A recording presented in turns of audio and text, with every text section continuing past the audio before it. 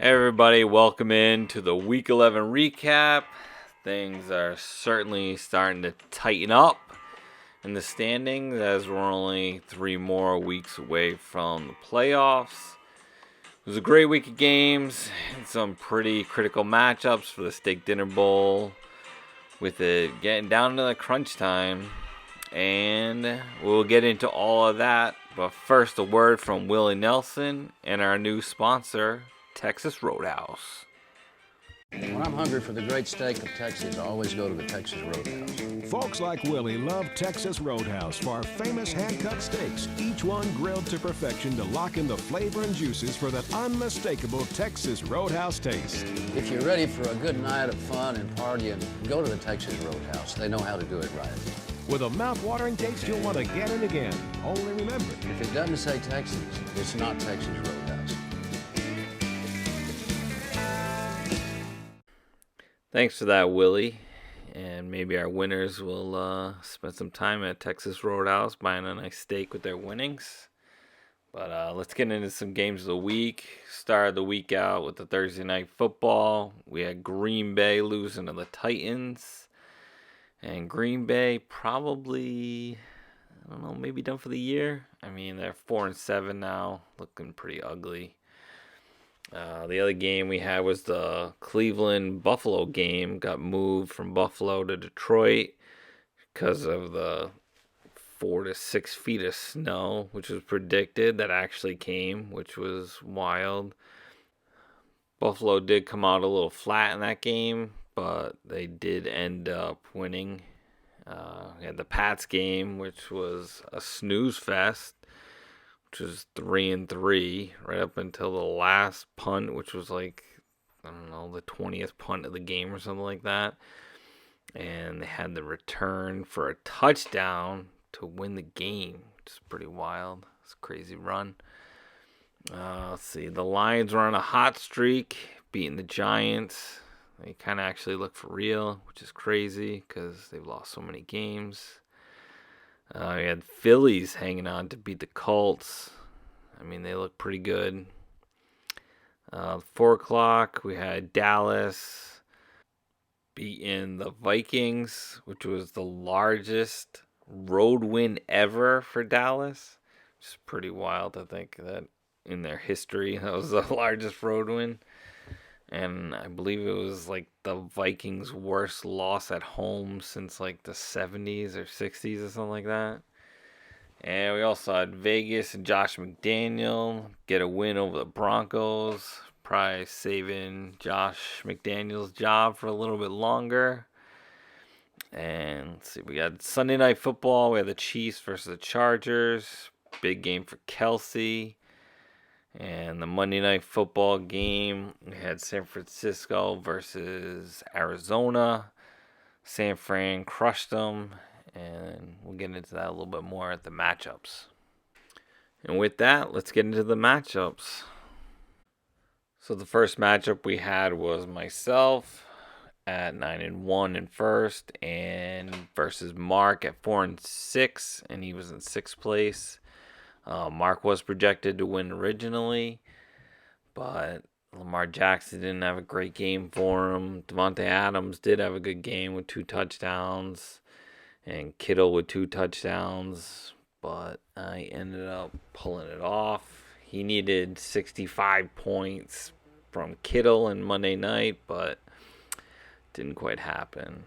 The next matchup we had was Corey at 3-7 in 10th place, and Jen at 7-3 in 2nd place. Corey had a tough bye week. I had a bunch of guys on bye, and which is not great because he's in 10th place. He kind of needed those guys to win.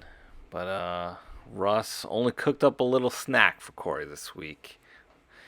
And Corey was down by 30.5 going into Monday night, and he had San Francisco's wide receiver McLeod going and Robbie Gould, but McLeod only got like 1 point, and he couldn't pull it off.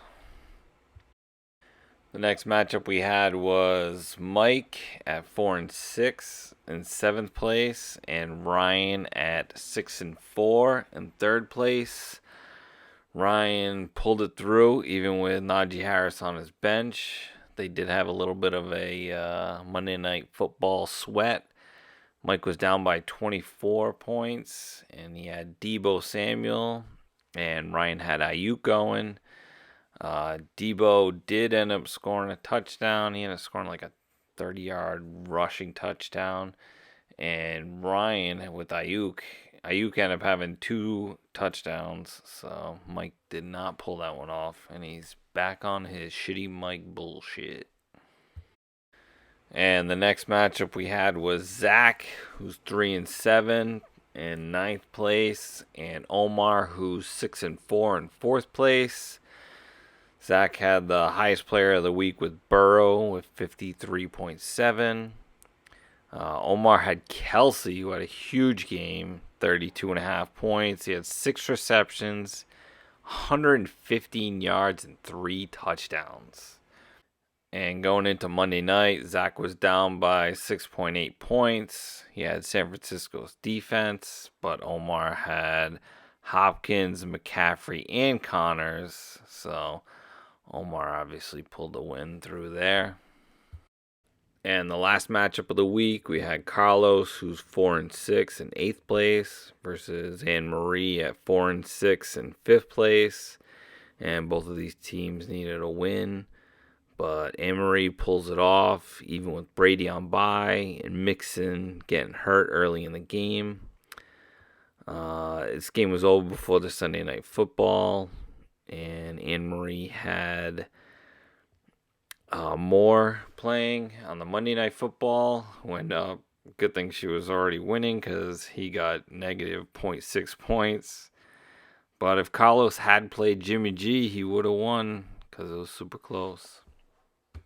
And with that, let's take a look at the current league standings. We got myself in first at 10-1.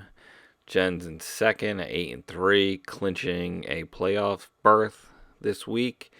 We got Ryan at 7-4, Omar at 7-4, and Marie at 5-6.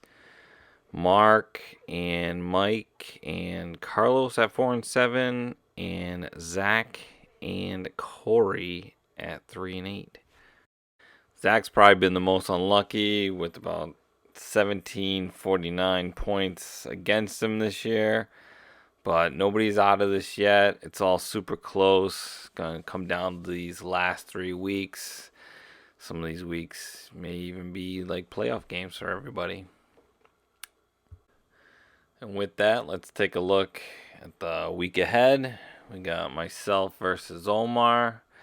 We got Mark versus Ryan. We got Corey versus Carlos. Mike versus Anne Marie. Anne Marie's been on a win streak, 3-game win streak, or 3-week win streak. And we got Zach with a much needed win against Jen. So we'll see how all that plays out next week. And don't forget that this Saturday is the trade deadline. So have a good week, everybody, and happy Thanksgiving. Monday Night Football pre-Thanksgiving brought to you by Budweiser, brewed fresh in America. Touchstone Pictures, The Hot Chick, coming soon to theaters everywhere. Radio Shack. You've got questions, we've got answers. And Chrysler, drive equals love. John, you're going to be home for Thanksgiving. I can't believe it. I know where I'm going to be on Thanksgiving. I just wonder where those turkeys are going to be for Thanksgiving. I have a feeling I know. Kevin Barlow. Well, John, for years at CBS and Fox, it became a tradition, the turkey leg and all of that. And you brought to the knowledge of America the turducken. And so our friends at the Four Seasons cooked you a turducken. Oh, there it is. What that is? I think it's a turducken. It is a turducken, but I got to show you how to. I can't show you. I need fresh turducken. I'm going to have crazy turducken. But anyway, here's how you slice it. See, a lot of people don't know. You have to slice it down the middle. See, and then you slice it across this way, because what it is, it's a deboned chicken stuffed in a deboned duck, stuffed in a deboned turkey, with dressing between the chicken and the duck and the duck and the turkey. So as you cut down that way, you go turkey, dressing, duck, dressing, chicken. You know, one of the great things about your coming over here is I'm able to ask you all of these questions, because for a lot of years I thought a turducken was some sort of a foul crossbreed, but it's not. Well, it's just three different things. Yeah. Well, it's really 5 different things. It's a chicken, a duck, a turkey, and 2 kinds of dressings. And are you going to have one on your Thanksgiving table? Yeah, I'm going to have one. I have to bring it though, but because it. Oh, here's a picture of one. Turducken. Yeah, picture. That is it. And you see, you cut it like right down here. See, and then this is what it looks like inside. See, so you got turkey, then duck, and then dressing, and then chicken. Oh. And then you just have to do it that way, or if any of that makes sense. Now, can I get some hoisin sauce with that? That's unbelievable. You know, the first time I ever had one of these, I ate it with my fingers, and then I had to shake hands, and I didn't know whether. Stay away from me. 2nd and 7. That pass is incomplete.